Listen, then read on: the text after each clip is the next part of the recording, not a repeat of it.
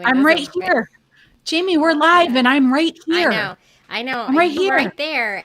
We're live, and I don't know where you are. I found you. Um, Hi, guys. Hi, Welcome to the welcome. show that nobody asked for, yet we keep doing it. Isn't it insane? Like we don't not just keep doing it. Like we're ramping up. We're We're making more. this a big deal.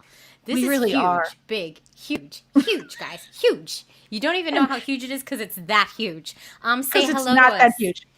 Say I'm hello to drinking us, from an empty glass. but first, I'm going to play our theme song. It's the show that nobody asked for, the only reason that we shower. If these ovaries could talk is live right now. Jamie, I'm at my new stand-up desk so I can I dance. can't with this. I really Wait, ready? can't. Wait, my stand-up desk. Oh my god. Didn't Oh, we it talk almost just about took it my last ring week? light out.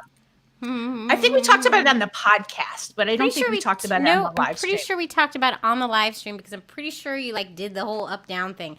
Emily, No, that was hi, in a tell meeting. That was in a meeting. I can't even. We had a very professional business meeting with our agents, and I was taking the desk up and down during it because I had just gotten it that day. You guys with this desk. Oh, Michelle, we're so glad we're here to distract you. This is We the whole are. point of this. We are. Welcome everybody. Welcome. We have a guest today, so we're going to spend just a little bit of time at the top because our guest is fantastic and hilarious, and we love her already. And we only just met her 10 minutes ago. Look at what my mom said. Oh my God, your mom just told me I'm like repeating content. Yeah, Mama Sue. You better go, Mom. back up. Because Mama I Sue. do remember you doing the whole up down desk. Fine. Robin has Well, a listen, new you know stand what? up desk that she I'm gonna can't do get it. enough of. I'm going to do it forever. I No, I'll know, stop. because it's every day. It's literally every day that I talk to you that we talk about your new desk. So it's really exciting. Wait until you see the new Zoom backgrounds that I've been getting for our next call. But that's another I can't update. wait. Jamie, tell us how you're doing on Dry January. We're going to do a little Dry January check-in. I'm doing fine. How are you? Jamie, is that honest? I feel like I'm talking to my son right now. Is that true? Is that true? I have been lenient. I talked to my mom about it too. I've been lenient with my Dry January. And what does that mean? I have some here and there when like nights when things are.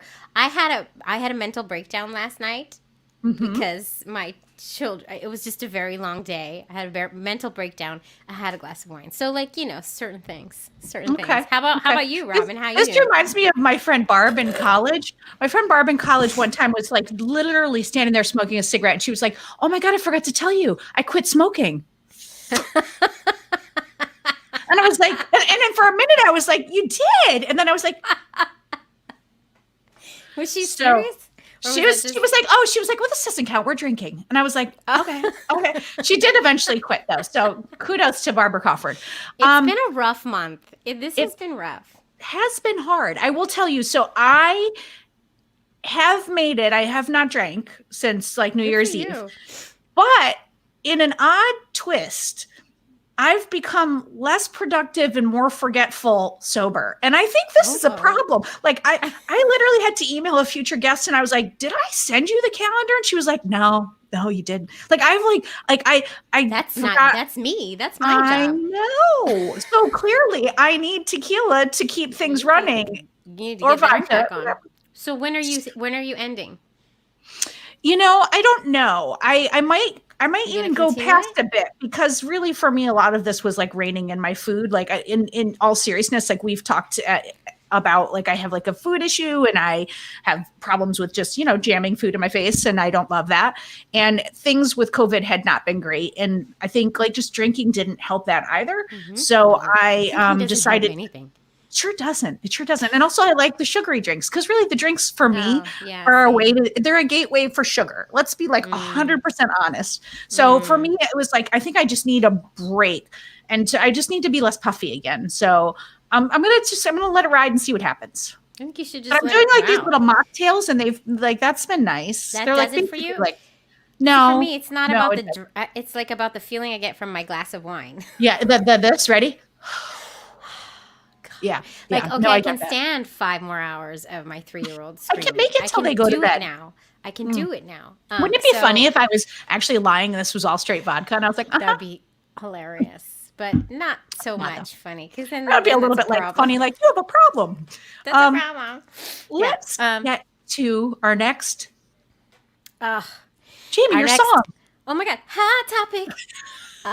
Sorry, that was so late. Okay, so Okay, you got there.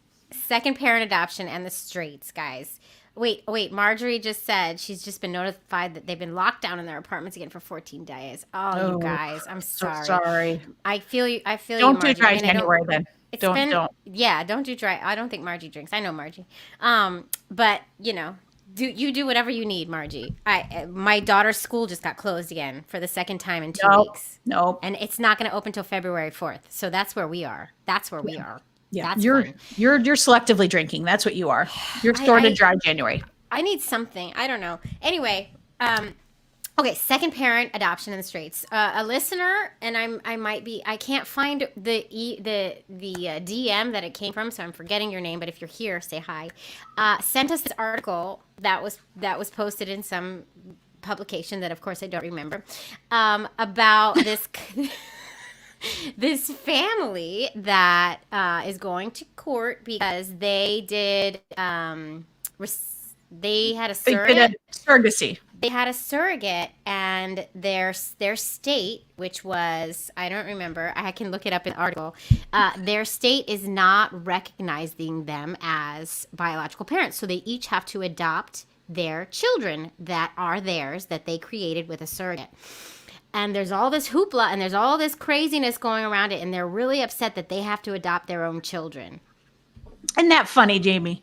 Isn't that funny? They have to adopt their own children. And they had a whole article about it. And there's all these people that are up in arms over it. All these people up in arms over it.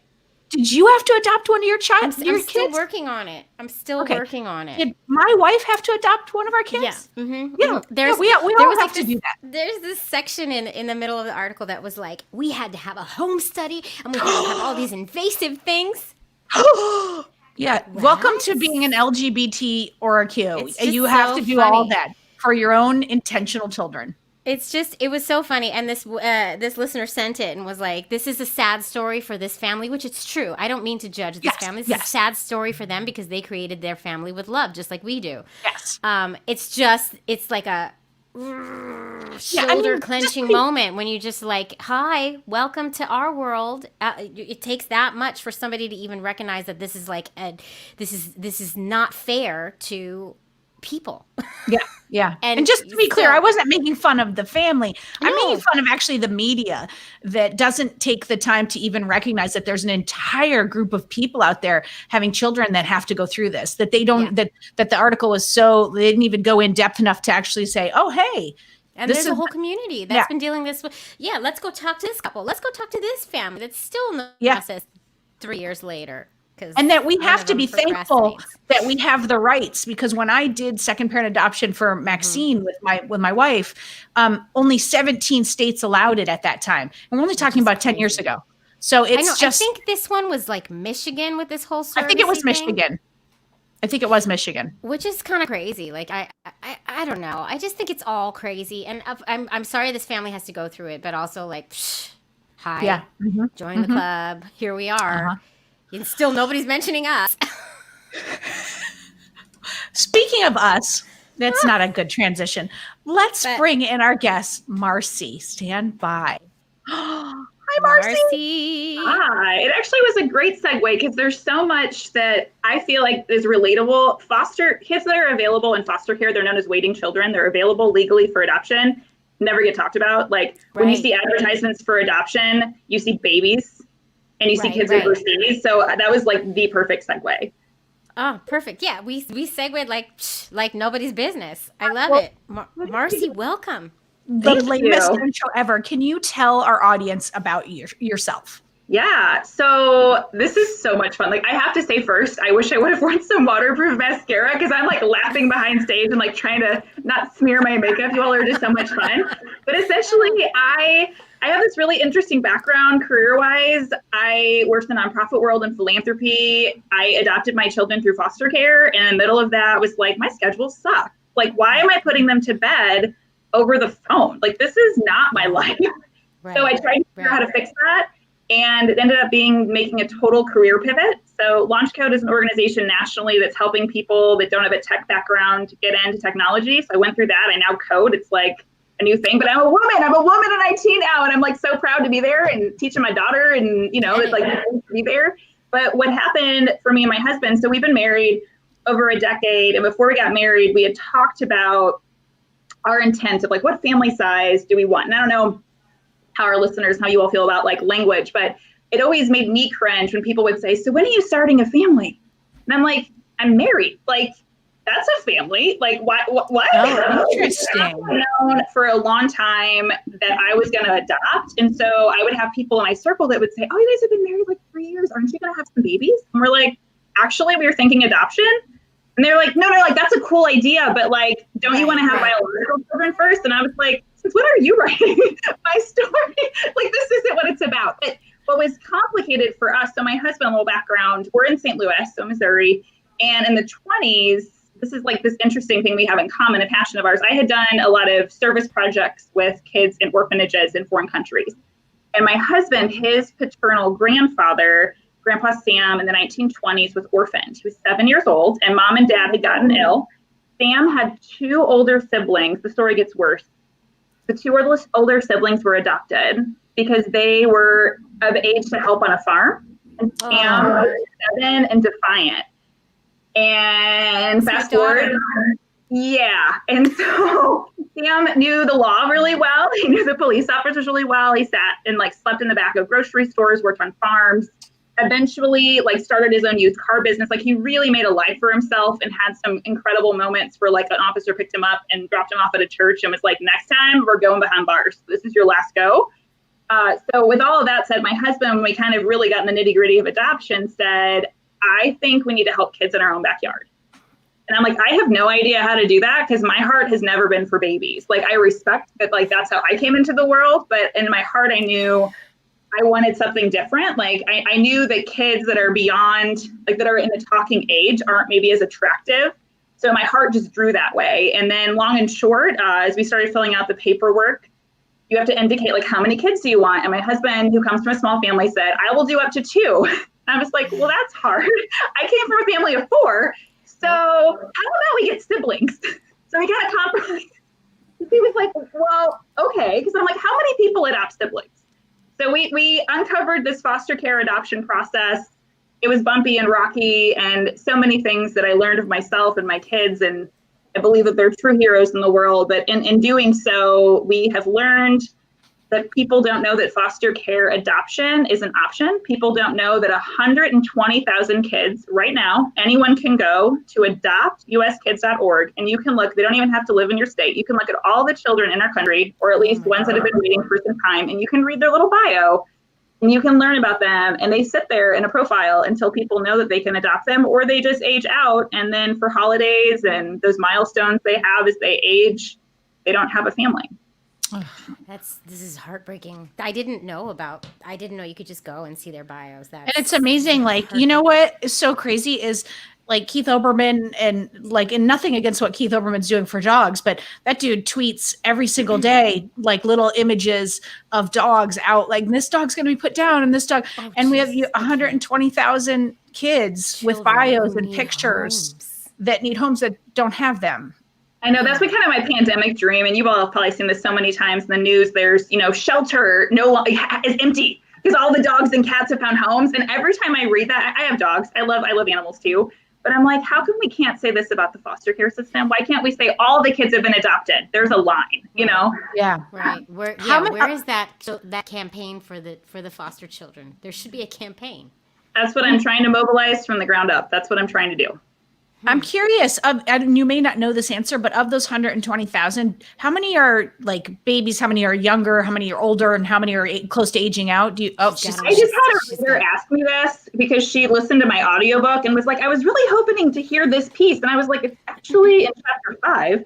You're like, were you really listening to my audiobook, honey?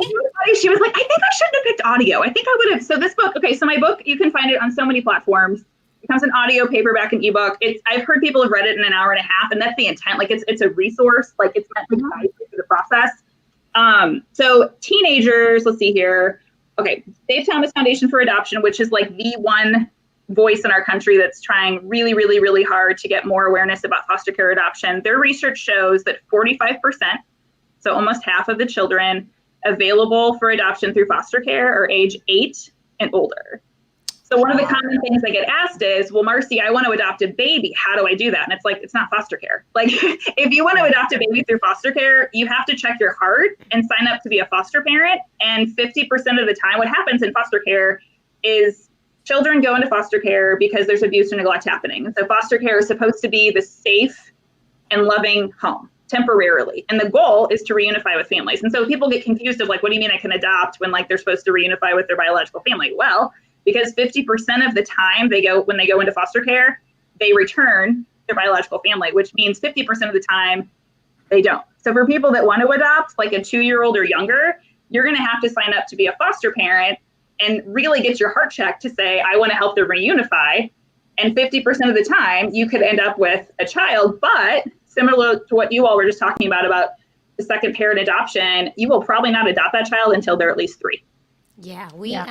Yeah, we've done a lot of interviews because, I mean, as you can imagine, the LGBTQ community does know a little bit about foster to adopt because a lot of them want a baby and this is an option and it's a more affordable option than some of our other options out there. So it is a known path in our community, but it's also known that it can be a very tough path.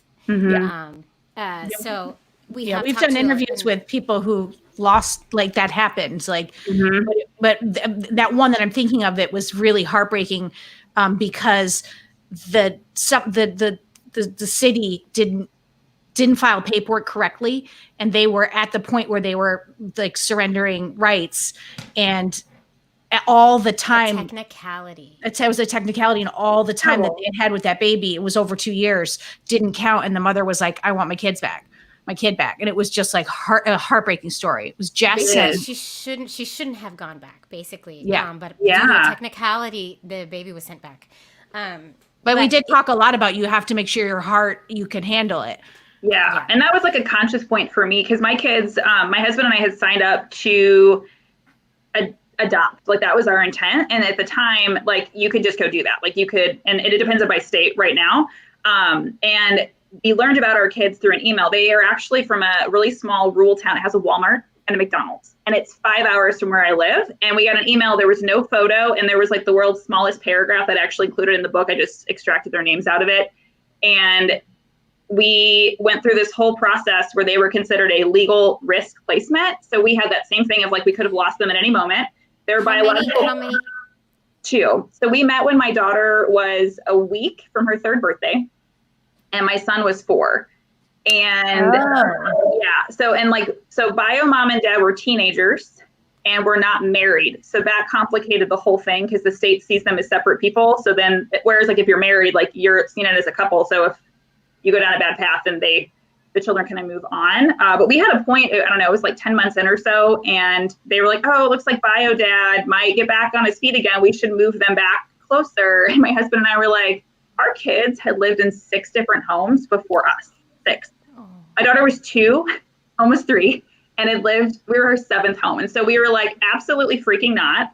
We will drive across state as often as you need because they need stability. Like my kids didn't, I mean, they were so young, but they didn't understand that like a calendar repeats itself. Like they didn't know that like holidays were every year and like seasons, like they didn't understand it. So we had to like put stuff on the fridge to help them understand that like life repeats itself. It's just that you've had such an unstable life so far. You've seen no pattern to any of it. Yeah, because it's like their pattern was a new house and then a new house. And so that was their calendar, probably. Yes. I stay here for a period of time and then I stay there. Yeah. But it looked like they were going to go back to bio dad. And I remember my husband and I were laying in bed and I was just like, I don't know if I can do this. Like, because this wasn't when we didn't sign up to foster. Like that wasn't our intent at all. And we kind of saw this fork. It was like, okay, either A, I can be really nice to these kids And if and when they go back to the biological family, I will know I was nice to them. Or B, I can put my entire heart into this, realize that it's going to feel as bad as a breakup when you really love somebody. It's going to feel bad, right? But I'll know that for a season of their life, they will have tasted what they should have felt like as someone's kid. And so it was very conscious that I was like, all right, I'm going all in, even though there's no guarantee. Wow. Wow. And in the end, you adopted both of them. We did. They never returned to their biological family. Their biological dad actually willingly gave up his rights. He made that decision, which I thought was a very mature thing for him to do. Are they still in your lives? Like, you still in touch with them? So the short answer is no. Missouri is a closed adoption state, so we can choose kind of our relationship. And I really, in my heart, like I came out of social service as a career and would have loved to have done that. But the hard thing for us was there were 2 adults to maintain contact with that weren't together anymore, and they each had their own families, and neither was really gaining stability enough. So we kind of were like, like my kids openly know about it. They've seen photos, they know. But they also know that we've chosen to not open that door right now. And when you get older, we're happy to go through that. But for right now, we want our kids to be able to kind of formulate their own self and identity and stability. And that's just kind of the choice that we've made. Mm-hmm. So there's the possibility, but just not now. Yeah, exactly. You know who they are. You know who they are, and you can always reconnect if you need it, when you need to. We talk about it a lot. You need to have a thick skin to go down this route, and we've talked to, I'm thinking of Crystal and Kelly. They opened their house up. How many children have they had through their home? 7 or 8 or something like that. Wow. And some of them they have adopted, and some of them have gone back. And they talked in our episode about, when you have to go on these parent visits and you have to bring the children to the biological parents, and how hard that is to do, but also like the love you feel for the child and the need to do what is necessary for the child. And that is to also show this birth parent love too, and to have patience with them.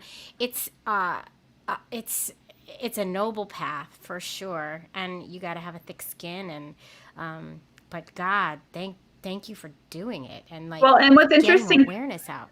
Right. Well, and it's interesting to your point, Jamie, that, there is foster to adopt. Some places call it adopt only. The language gets all kind of crazy, right? But that looks more like you signed up to foster and the kid becomes adoptable. So in technicality, I think that's what we did because they were legal risk. However, the kids that get overlooked are the ones that don't come with any of that.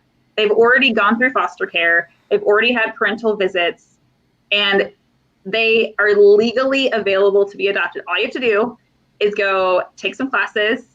You apply to adopt them. You get, if you're selected as like their family, potential family, you meet them in like a neutral place, which I don't even know what that means right now in COVID, but you go somewhere and you meet, and then they stay with you for a weekend, and then they move in. And after 6 months, you can go adopt them. So there's not that up and down emotional journey related to will they stay with me or not. It's more about compatibility at that point, because you can at that point, like after you've met them and they've lived with you for a bit, you can be like, this is so not working, like the chemistry's not going. There is an incredible program on the East Coast, because one of the things I've been frustrated by is like, why doesn't this happen more often? And so one day I was like, okay, I came out of the tech world. Why isn't there eHarmony for this? And there is this young change agent social worker. I think she's in Georgia or Florida. I can send you guys a link. And she hired an eHarmony data scientist. So they're catapulting the chemistry check on adoptive families and kids in foster care that are ready and able to be adopted. And they've already kids. It's amazing because they're looking at the chemistry. Yeah. That's and you're amazing. absolutely right. They have that for dogs too. Like like in cats, like it's like not for kids' households, not for, I mean, it's like, why not for kids? Homes. Yeah. God. You know what's so funny too? We've talked about all of these. We talk about as many paths as we can to parenthood on the podcast, in the book, on the live stream. And this is honestly, I feel like this is the first time hearing that there is this database of children who are just ready to be adopted. It is. We have heard that program. And let's be honest, right? How many things does the government do that they market well besides voting? Like, I don't think we're aware. And I'm actually like talking to my legislator like about that. So I'm like, there are some policy things we can change. Like, to me, there's an injustice done, because if this was me, and I'm sure you feel the same, like this is not what I would want for myself. If I was 4, if I was 10, if I was 12, and for whatever reason I was in foster care and like I wanted a forever home, like I would feel like I didn't get the service I deserved. And I would feel like I was so neglected by the system because there isn't marketing and advertising centered on how amazing I could become. And that's something I talk about in my book is like, what's unfair too is that how can I then, as a teenager, as a 10-year-old, be bundled up into a paragraph that convinces you that like I'm worth your investment of love and raising me? Because it's like at that point, I've gone through a bunch of junk. I've got some emotional and invisible baggage. Of course. And I need a loving, stable home because love and stability are what makes the world a better place. And so it's like there's really no way to like convince you that like I'm 14 and I have issues and you should adopt me. It's like you just have to believe in it and know that you can be a helper. I think when they get their advertising, campaign down, they should really go after the LGBTQ plus community, because we are the ones who are looking for alternative ways to make our families. And there are a lot of us out there who don't have the money to go the scientific route. And if this community is aware of all these children who need homes, I really think that's a big, that could really, really do something for this. Yeah, I fully agree. And just to put some data behind your point, so the average cost to adopt through foster care is anywhere from $0 to $2,500, and all of that $2,500 is refunded by the government and more. Right. So like, there's no financial cost. It's all like your cost of time and investment in a person, right? Because it's just like if you had a friend that was going through some stuff, like you would help that friend walk through that stuff. And so you, as an adoptive parent, have to get trained to help these kids unpack the things they've gone through. Yeah. Right. Yeah. Right. What's in the book? Is it your journey, or can you tell people because I feel like it's more than that. It's way more than that. So the subtitle is actually, it's a self-reflection and how-to guide for pursuing foster care adoption. And really what that means, so I actually have questions at the end of each chapter, and I walk you through kind of what is foster care adoption, because there's a lot of misinformation and lack of information. And then I walk you through fears. And I do fears as like the adoptive parent, but I also do fears as the child. And what I love about the way the writing has come out is it parallels often. Like there, for instance, a shared fear is, am I too old? And as an adult, we can think, well, I'm too old. I can't adopt a child. When really, like, you totally can. Like the average age of an adoptive family is somewhere like in the 50s right now. So I'm just like, I think you're okay.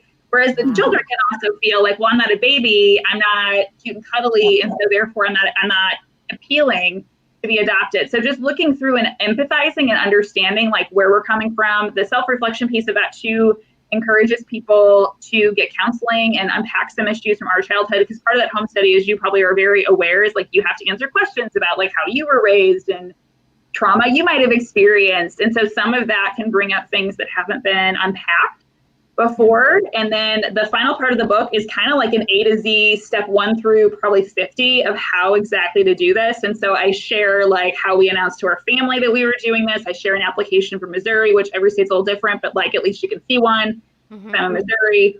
I break down things you might have to buy, things you might need to do. And so it really just gives you the big gamut of stuff that I personally wish I would have known. And the reason I wrote the book is before the pandemic, back when you could have friends in your home, right? Like that era of our lives.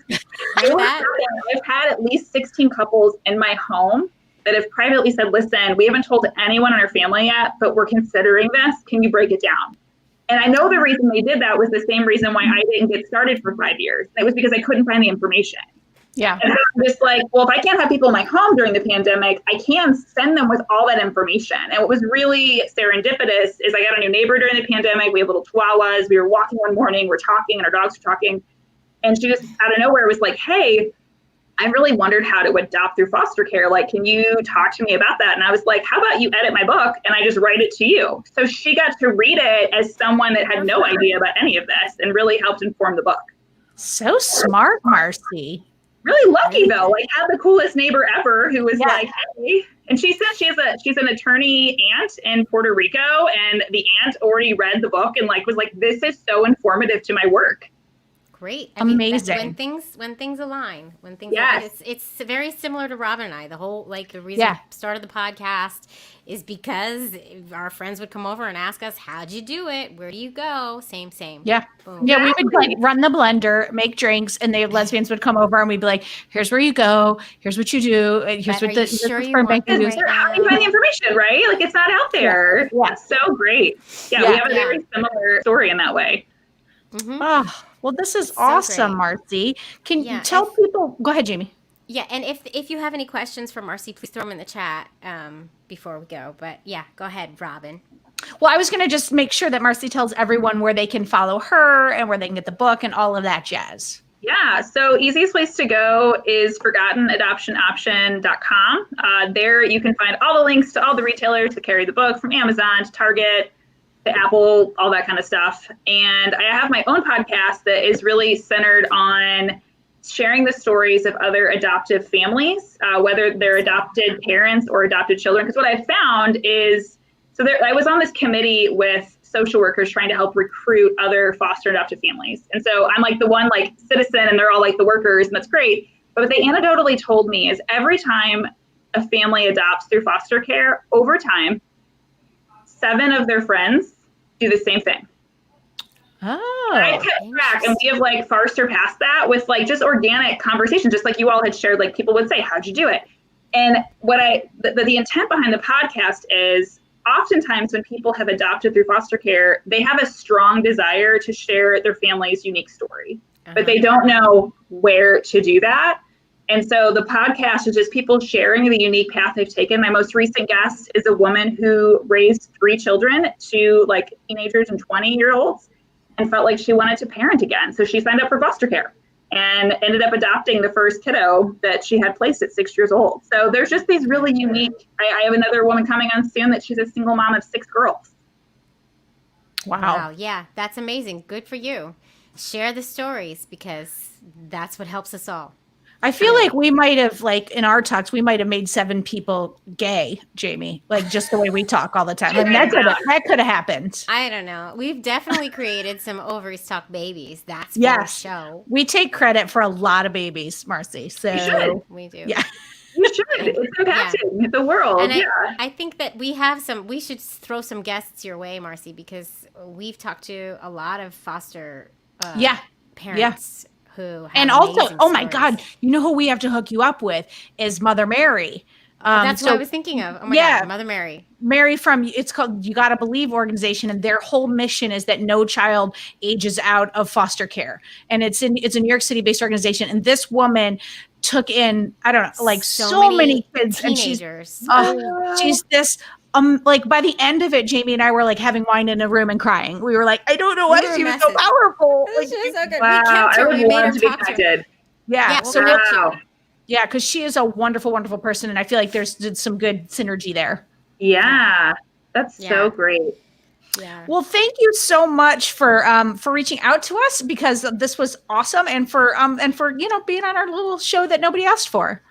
But well, it's been so much fun. I've laughed so hard. So yeah, I'm just going to drop one more time. So if you want to go look at kid profiles, like no one's tracking you, you can just go search all you want. It's adoptuskids.org. It's a government website. There's links to it on my website, ForgottenAdoptionOption.com. We'll post it on our site too. You're going to go to this website though, and you're going to be like, oh, this is why. I'm afraid. It's just like combobulated. But it works if you can just click and be patient. Yeah.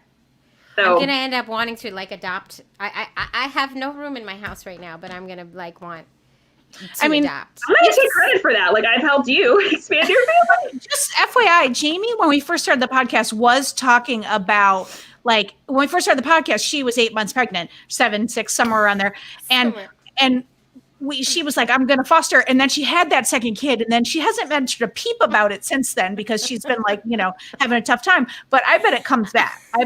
Now this website. She's planting more seeds. Yeah, she's going to go tonight with her maybe empty air glass with a straw and go search. With her maybe wine, maybe not wine. Let's see. Here comes a child. Thank you so much, Marcy. Thank you for spreading the word. Yeah, absolutely. Thank you for helping to raise awareness about waiting children. All right, take care. Oh my God, Marcy's delightful. He's a hi, Orion. Say hi. So everybody say hi to Orion, and we just have to say you need to go out and get Marcy's book, and you need to rate and review it on Amazon, and then you need to skip right over and rate and review our book. Like rate and review everybody's book. Like make that be your evening for tonight. Just spend hours rating and reviewing books, and then also maybe like checking out kids that you're going to get in foster care. I mean, it's a busy night that I have for you, but like let's do it. Oh my God, what do you think about that? You just had a glimpse into my life. Anyway. So many times we'll be recording and then I see this little top of a blonde head just like run across the bottom of the screen. And then I see Anne coming through like this and there's like a little grumpy and then come back. And it's amazing. It's amazing. This time it's our babysitter and she's probably feels so bad that she let him escape. He escapes. He escaped. I feel bad. He's probably throwing a fit right now in the room now. Well, so on that note, Jamie, then what we will do is we will do this. We'll do this. You try not to start another story. We'll say thank you to Marcy for coming. Don't forget we have discounts with BetterHelp and Mira Fertility on our website, ovariestalk.com.